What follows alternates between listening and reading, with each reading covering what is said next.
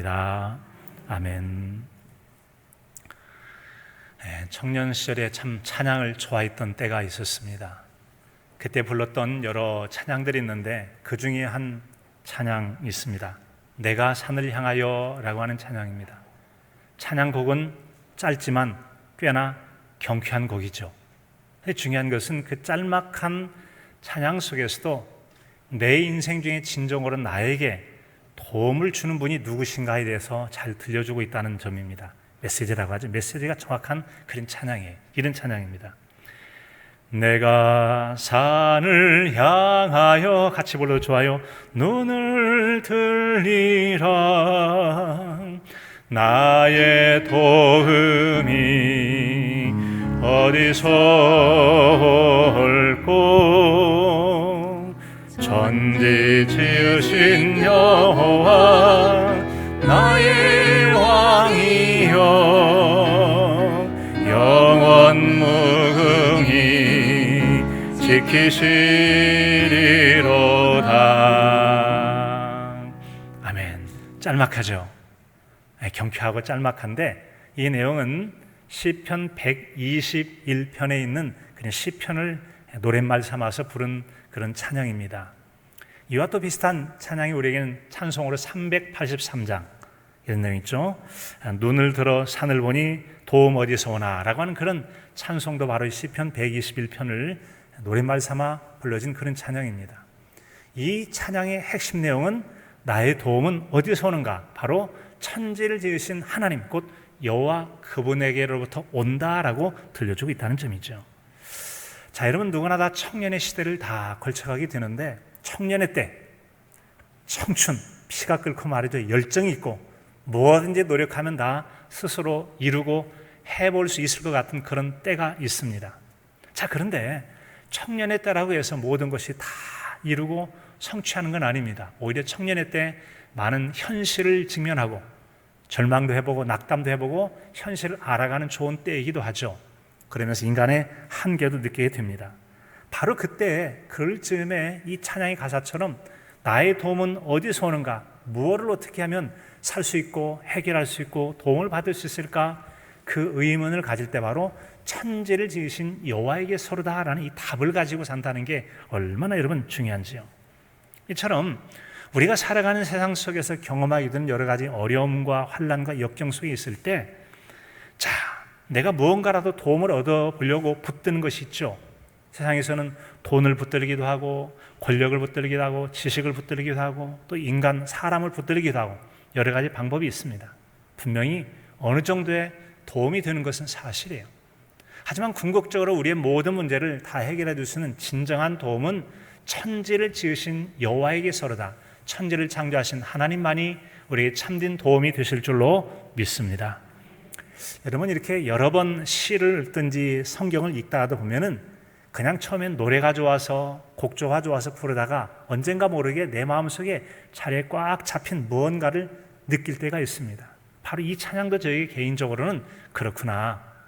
내가 어떤 한계 상황을 부딪히고 뭔가 해보려고 해도 나의 능력으로 할 수 없을 그때도 내가 결코 좌절이나 절망하지 않을 이유가 있는 것은 바로 천지를 지으신 여호와 그분이 나에게 도움이 되시기 때문이다 라고 하는 겁니다. 그것이 찬양을 부른 동안에 어느덧 제 마음의 자리를 딱 했던 그것을 기억하고 또 느끼며 살아왔었습니다. 오늘의 말씀이 바로 그렇습니다. 바로 오늘의 말씀이 하나님께서 우리를 위하신다면 누가 우리를 대적하겠느냐? 누가 우리를 정죄하겠느냐? 바로 나를 위하여 예수 그리스도께서 기도해 주신다면 우리는 어떤 상황 속에서도 안전할 수 있도록 모든 것을 주시고 온갖 고발과 정죄 가운데서도 평안을 누리도록 인도해 주실 것이다 라고 하는 것입니다. 사랑하는 성도 여러분, 바라기는 오늘의 말씀을 통해서 하나님께서 우리를 어떻게 사랑하시고 얼마나 사랑하신지를 마음으로 알고 느낌을 통해서 은혜를 더하는 복된 시간이 되실 수 있기를 간절함으로 축복합니다. 자, 오늘의 말씀을 통해 들려주시는 중요한 내용 중에 한 가지는 말이죠. 하나님은 우리를 위하시는 분이시다라는 거예요. 같이 해볼까요? 하나님은 우리를 위하신 분이십니다. 나를 위하시는 분이십니다.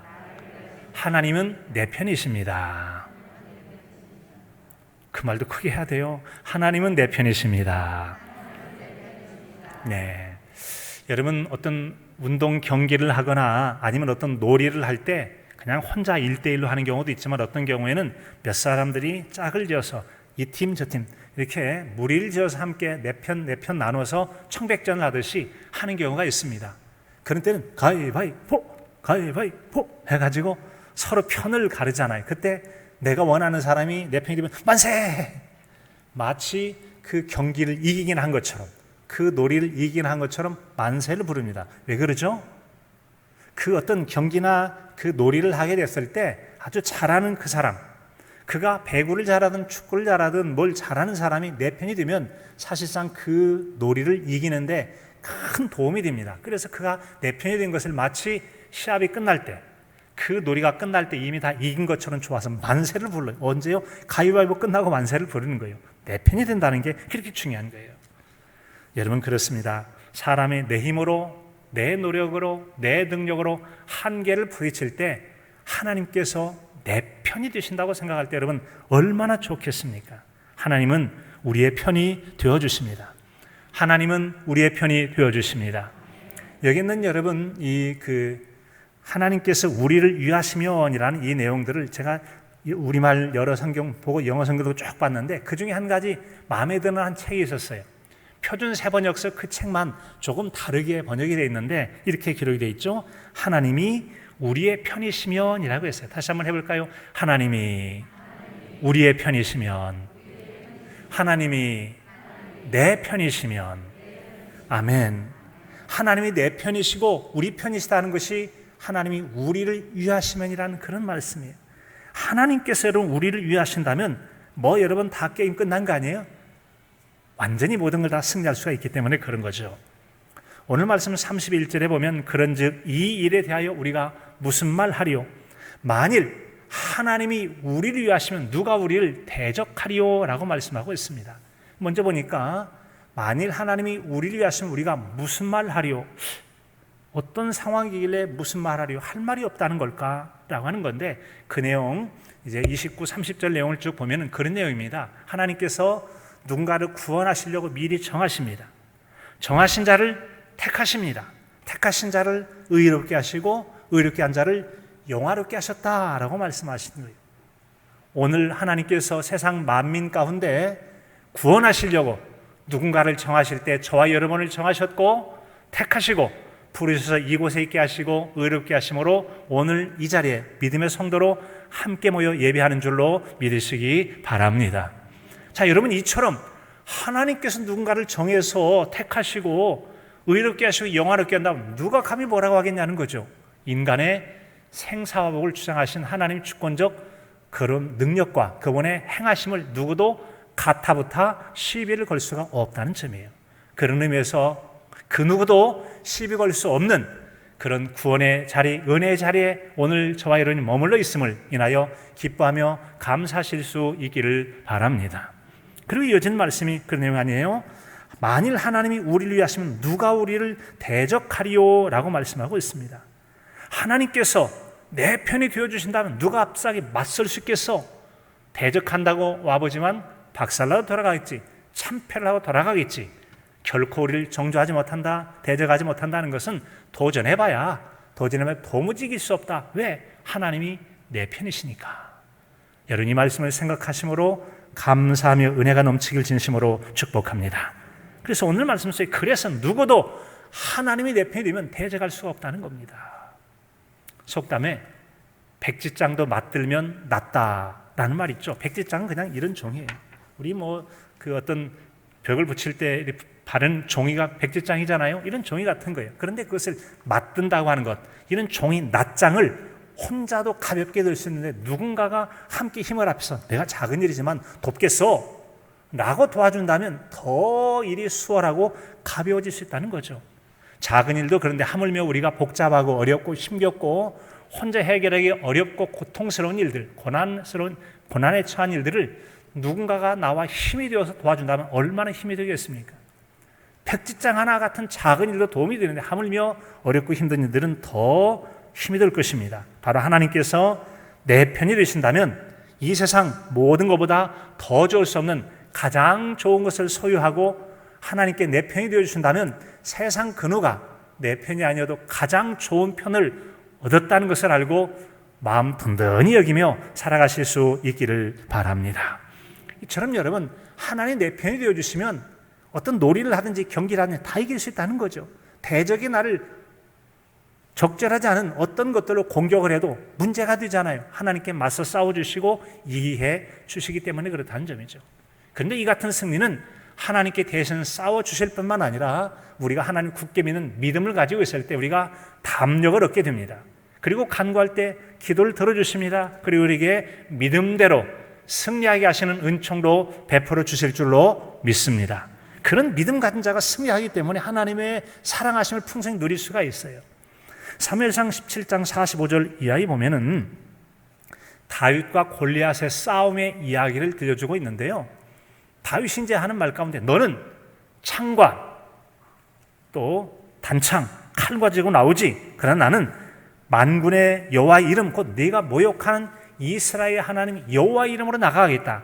너는 전쟁 무기인 칼, 창, 또 그 다음에 단창 이런 거 가지고 나오지 않냐? 나 그런 거 안 가지고 나갈래 라고 말해요. 그리고는 나는 뭘 가지고 나가냐고 살아계신 만군의 여호와의 이름으로 나갈 거야. 그리고 네가 말하는 전쟁 무기가 아니라 물매, 돌을 집어던지는 도구인 물매와 매끈한 돌 5개를 주머니에 넣고 그걸 하나에 딱 담아서 가지고 나가잖아요. 그리고는 17장 50절에 보면 이렇게 기록이 되어 있습니다. 다윗이 이같이 물매와 돌로 블레셋 사람을 이기고 그를 쳐 죽였으나 자기 손에는 칼이 없었더라. 참 여러분, 그 전쟁을 하는 싸움터에 나가는데 칼도 없이 전쟁에 나가서 이겨서 어떻게 하느냐? 적군을 쓰러뜨린 다음에 그 가지고 있던 그의 칼로 그의 목을 뱉다는 거 아니겠어요? 여러분, 그렇습니다.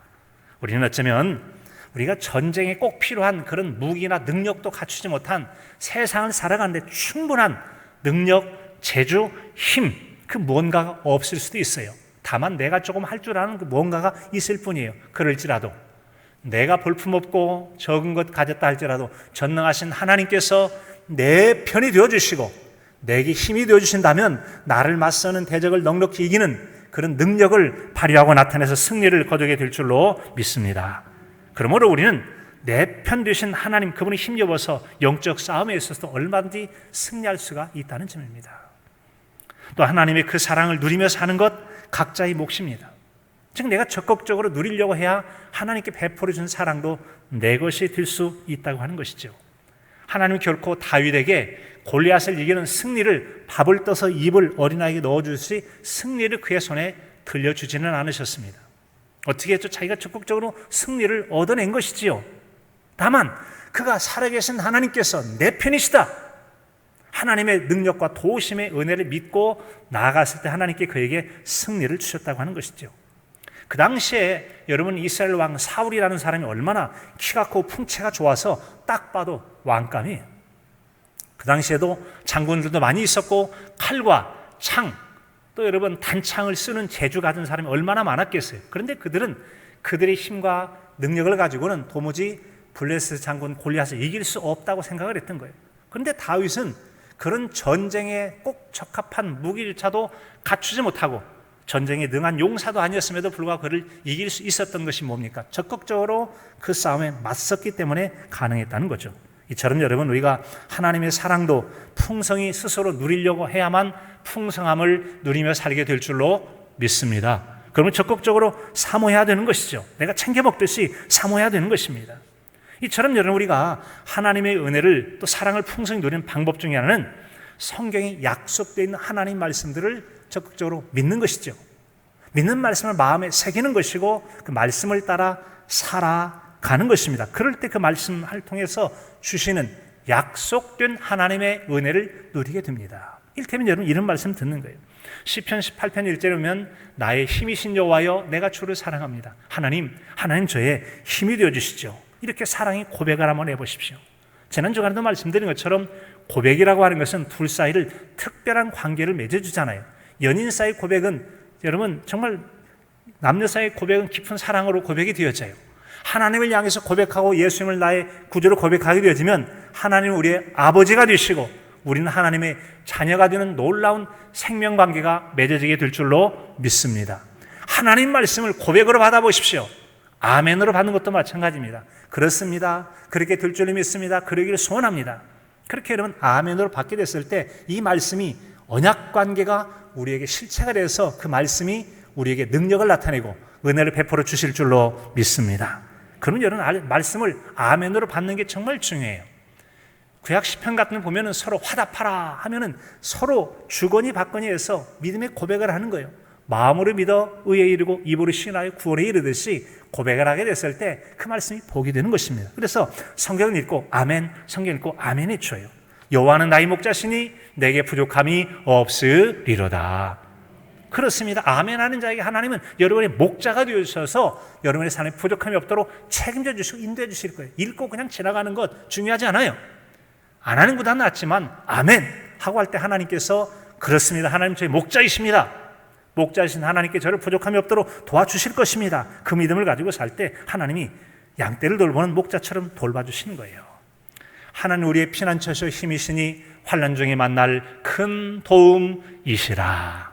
아멘. 고백할 때 여러분 우리가 어렵고 힘겨울 때 그래 언제 나타나는지 하나님께서 그분을 나타내 보여주시고 힘이 되시고 환난 중에 만날 큰 도움이 되어주실 줄로 믿습니다.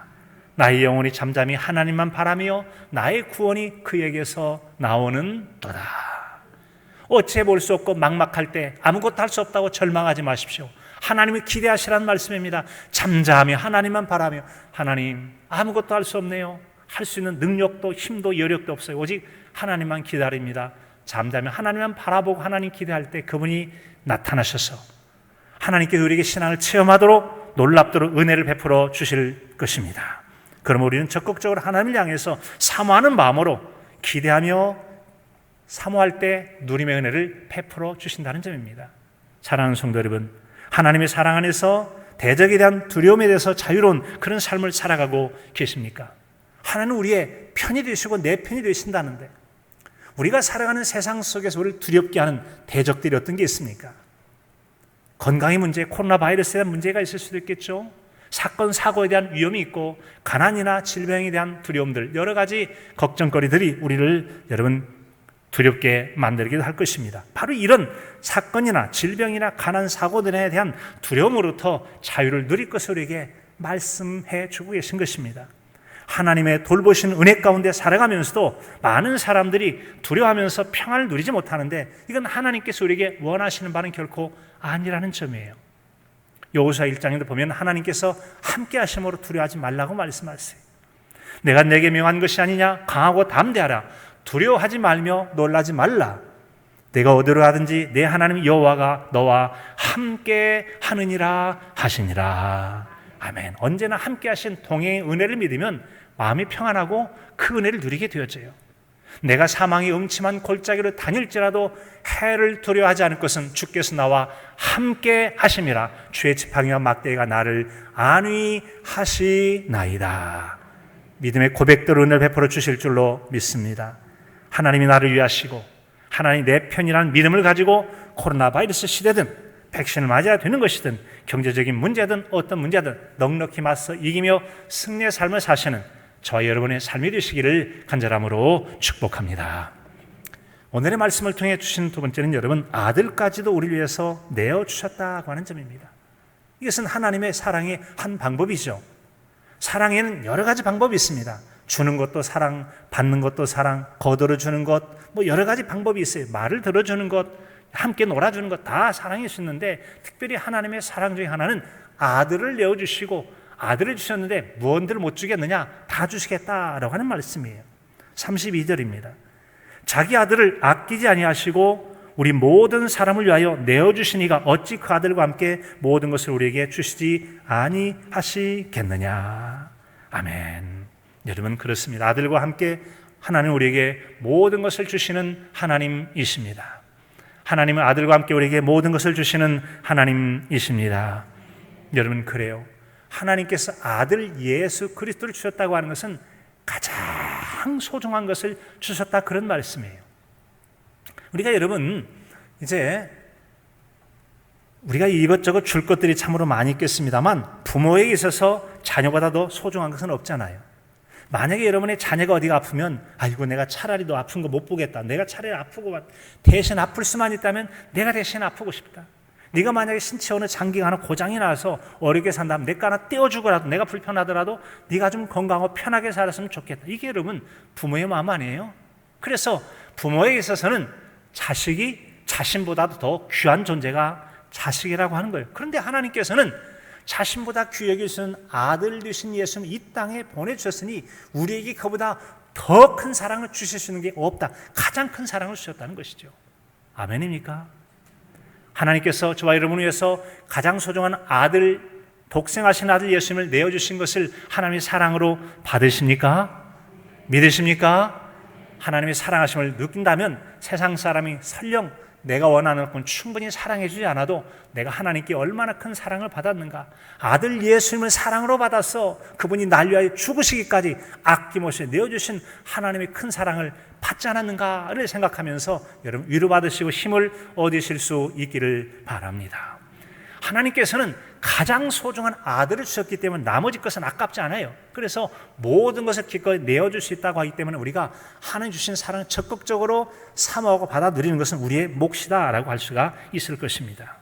여러분, 한 형제가 있었는데 한 형제에게는 자녀가 아들이 10명이나 돼요. 그런데 다른 형제는 아이를 갖지 못했어요. 그래서 이제 그 다른 형제가 자식이 많으니까 양자로 하나만 달라고 해서 주기로 약속을 했어요. 그런데 막상 10명의 자녀 가운데 하나를 주려니까 어떤 자식을 골라서 줘야 될지 고르기가 얼마나 어려운지, 첫째는 처음 난 자식이라도 그렇고, 둘째는 약해서 못 주겠고, 셋째는 재주가 있어서 안 되겠고, 넷째는 또 나를 닮아서 안 되겠고, 막내는 막내라서 안 되고, 그 다음에는 뭐가 쪄서 안 되겠고, 이래서 보니까 10명의 자식에도 하나를 주기가 어려워요. 이게 죽으라고 주는 게 아니라 더 잘 키우겠지만 그냥 내 자식 중에 하나를 떼어준다는 게 이렇게 어렵다는 것이죠. 그래서 여러분, 얼마나 어려운지, 우리가 하나님의 사랑이 얼마나 큰지, 아들을 내어주신 사랑이 얼마나 큰지가 잘 느껴지지 않다면 이런 생각으로 나 자신을 세워보면 하나님의 사랑이 얼마나 큰 줄 알아요. 즉, 두 가지를 통해서 하나님의 큰 사랑을 느낄 수 있는, 첫째는 용서라고 하는 것과 둘째는 뭐를 줘보는 것이죠. 혹시 여러분 살아가면서 누군가에게 억울한 일 당해보셨습니까? 속상한 일 당하고 기분 나쁘고 분노가 불을 끌어서 언젠가 한번 갚아주리라 하고 지금 원수 갚을 날을 기다리고 계신 분이 계십니까? 우리는 무수하게 하나님 앞에 용서를 빌면서 회개하면 용서해달라고 하는데, 우리 서로 사랑합시다, 용서해야 됩니다 하는데 내가 용서가 됩니까? 내가 그렇게 용서가 안 된다면 하나님이 왜 쉽게 용서를 해줘야 되는 겁니까? 하나님이 용서해 주신 것을 얼마나 고맙게 여겨보셨습니까? 용서가 되지 않는 이 한계 상황에 부딪혀 볼 때 내가 남을 용서하고 사랑한다는 게 얼마나 표피적인 것인지, 얼마나 여러분 작은 것에 불과한지를 알게 되어질 겁니다. 우리는 살아가면서 9번 잘해도 한 번 잘못하면 서운하고 상처가 생겼다고 원수 갚으려고 한다고 그러잖아요. 그런데 하나님께서는 우리가 뭘 대단히 잘했다고 아들 예수님을 주시고 회개할 때마다 용서를 해주십니까?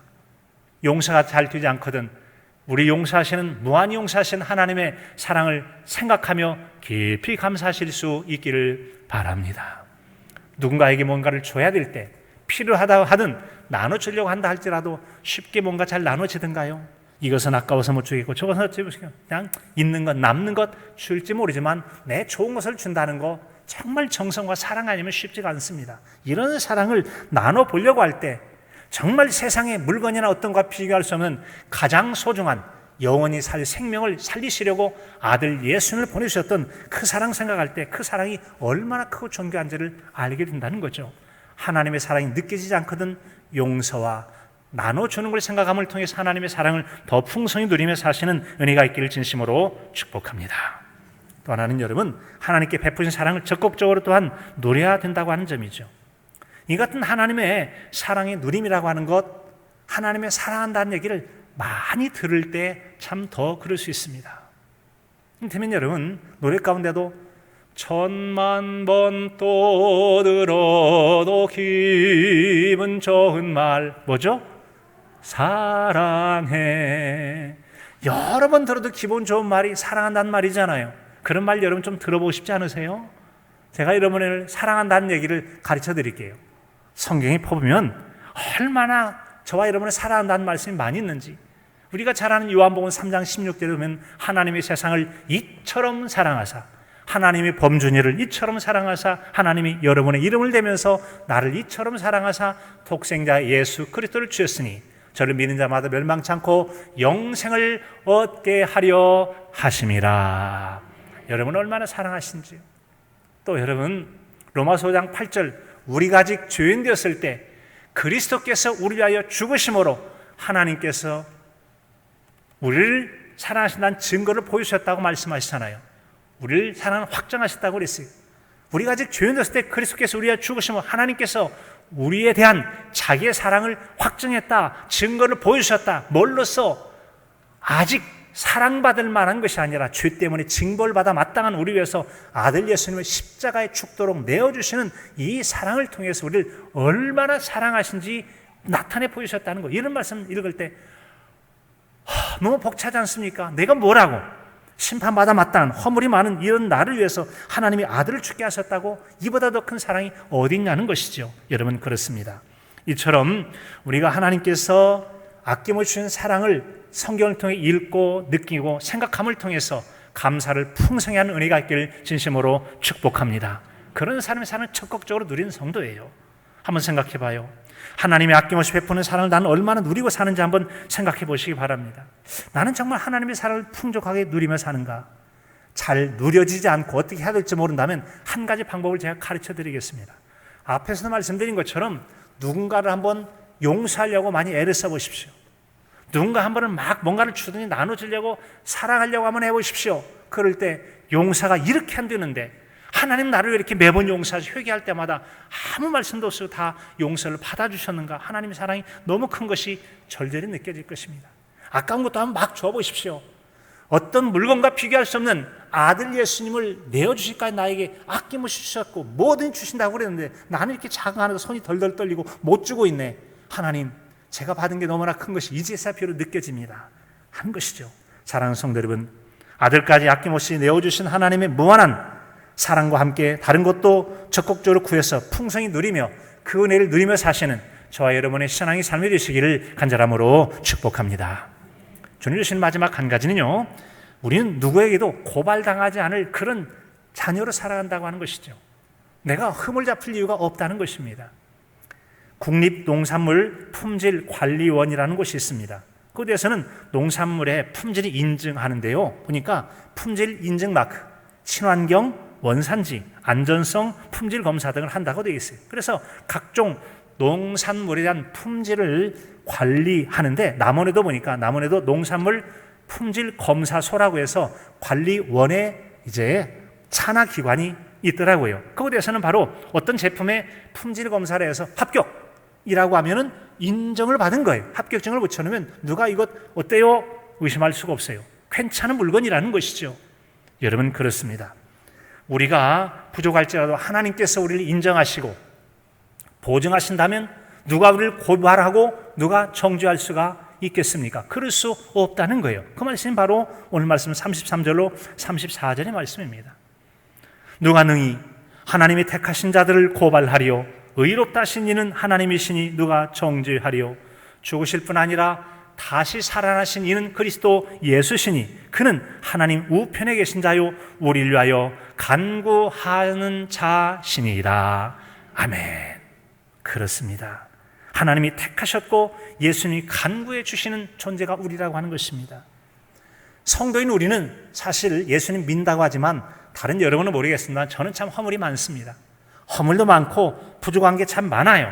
하지만 모든 것을 판단하신 하나님께서 너 됐어. 어찌 보면 여러분 허물도 흠이 많아서 불량품이라고 불합격하려다가 그냥 에이 합격 통과 하나님 합격으로 시켜주셨어요. 합격시켜준 거예요. 그것이 바로 하나님께 나를 택하셨다고 하는 것이죠. 그리고 의롭다 인쳐주신 거예요.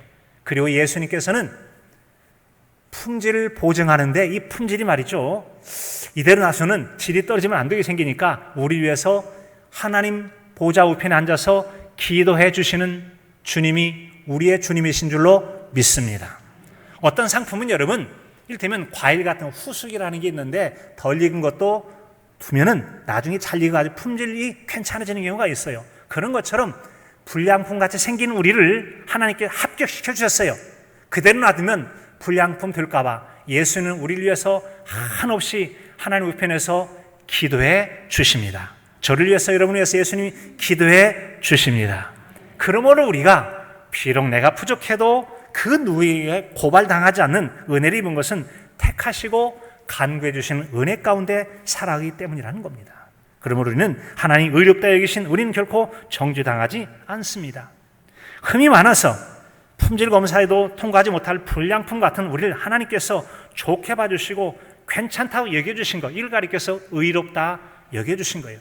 괜찮아, 그 정도 그냥 괜찮은 거 인정해 줄게, 이것을 하나님이 의롭게 여겨주신 것입니다. 그렇기 때문에 고발당하지 않으며 또한 이런저런 죄가 있다고 정죄당하지도 않는다는 것이죠. 우리가 허물이 많음에도 그렇게 고발당하거나 정죄당하지 않을 수 있는 것은 우리 죄를 대신하여 십자가에 달려 죽으신 예수님께서 십자가에서 저와 여러분의 죄를 해결해 주셨습니다. 저와 여러분의 죄를 해결해 주셨습니다. 그 예수님 때문에 우리가 정죄를 당하지 않는 거 아니겠습니까?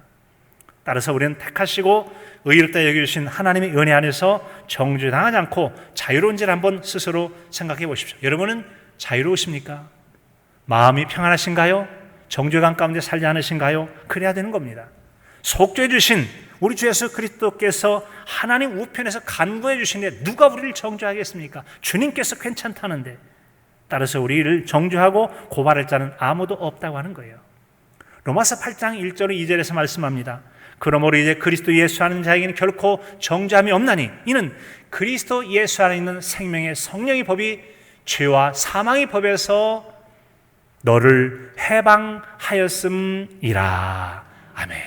분명히 죄가 있어요. 그런데 생명의 성령의 법이 죄 없는 걸로 건져주셨고 모든 묶음에서 벗어나 자유하게 주셨기 때문이라고 하는 것이죠. 따라서 우리는 예수 그리스도의 십자가의 은총을 믿으며 우리를 향한 하나님 무한하신 용서와 긍휼의 사랑을 믿는다면 죄로부터 자유로워질 수가 있습니다. 자유로워질 수가 있습니다. 사랑하는 성도 여러분, 어떤 죄가 있으십니까? 주님께 아뢰게 된다면 그분이 무한히 용서하심을 통해서 어떤 죄로부터도 더 이상 정죄를 당하지 않는 자유로운 자로 살게 될 줄로 믿습니다. 그 자유를 가지고 사는 것이 하나님 아버지의 바라는 자녀를 향한 기대감이라는 것이죠. 부모가 우리가 빚진 것을 갚아주셨다면 더 이상 빚을 갚기 위해서 채무의식을 가질 필요가 없게 돼요. 왜요? 갚아주셨으니까. 마찬가지로 죄의 문제를 해결해 주셨다면 더 이상 같은 죄 문제를 가지고 너는 죄졌지 그런 소리 하지 마, 해결됐어 라고 자유로울 수가 있다고 하는 거예요. 하나님이 우리를 위하시고 우리의 편이 되어주신다면 누가 우리를 더 이상 죄 때문에 정죄하겠습니까? 누가 우리를 대적할 수가 있겠습니까? 우리를 향한 무한한 하나님의 사랑, 우리를 도우신 하나님의 무한한 능력, 그것 같나면 더 이상 걱정과 염려 없이 넉넉히 이기는 승리의 삶을 살게 될 줄로 믿습니다. 하나님은 우리를 위하십니다. 우리를 사랑하시기 때문에 그렇습니다. 하나님은 저와 여러분의 편이 되어주십니다. 능력의 하나님이십니다. 천지를 창조하신 그분이 저와 여러분의 하나님 되어주시는데 우리가 이런 무엇을 걱정하고 염려할 게 있겠습니까? 이 같은 하나님의 사랑은 무한한데 그렇게 베푸신 하나님의 사랑이 얼마나 큰지 성경에 보면 다 기록할 수 없다고 되어 있어요. 찬송가 304장에도 이렇게 기록하고 있잖아요. 하늘을 두루마리 삼고 바다를 먹물 삼아도 한없는 하나님의 사랑 다 기록할 수 없겠네. 하나님의 크신 사랑, 하나님의 크신 사랑 그 어찌 닿았을까. 저 하늘 높이 쌓아도 채우지 못하리. 그렇습니다. 하나님의 크신 사랑 측량 다 못하네. 영원히 변치 않는 사랑 성도여 찬양하세. 아멘. 여러분 그렇습니다. 우리를 향한 하나님의 사랑이 얼마나 크고도 많은지요. 말씀을 정리합니다. 하나님은 우리를 위하십니다. 하나님은 내 편이 되어주십니다. 하나님은 아낌없이 아들을 주시기까지 나를 사랑하십니다. 나를 위하십니다. 그분과 함께 우리가 단 모든 상황들을 믿음으로 잘 주님과 동행하며 승리의 삶을 사시는 복된 저와 여러분의 삶이 되실 수 있기를 간절함으로 축복합니다.